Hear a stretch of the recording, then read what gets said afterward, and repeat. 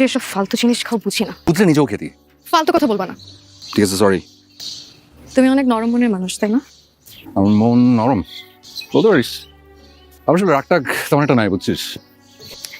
যেহেতু তোমার মন অনেক নরম, বাবাকে চেয়ে বলি আমি তোমাকে বিয়ে করবো। এটা থাবড়া দিয়ে সবটা দাঁত ফেলে দিব। তুই আমাকে চিনিস? আমার সম্পর্কে তোর কতটুকু ধারণা? আমার রাগ সম্পর্কে তোর কোনো ধারণা আছে? তুই জানিস আমার যখন মেজাজ খারাপ হয় তখন কত প্রচন্ড মেজাজ খারাপ করতে পারি আমি?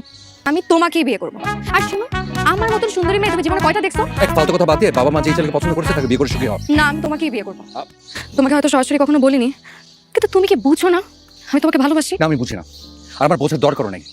আমার মাথায় সমস্যা আছে, আমি ভালোবাসে বুঝি না। ওকে, তুই আমার বাসায় যাবি না। যাবি না মানে খবরদার যাবি না। আমি শুরু করছি। কালকে যে আমাকে ছেলেপক্ষ দেখতে আসবে তুমি জানো না? হ্যাঁ জানি। আর ছেলে দেখতে নাকি অনেক সুন্দর। হ্যাঁ, পৃথিবীর যত সুন্দর ছেলে আমার কাছে নিয়ে আসুক না কেন আমি তাকে বিয়ে করবো না। তাকে বিয়ে করবো, আমার তোমাকেই লাগবে।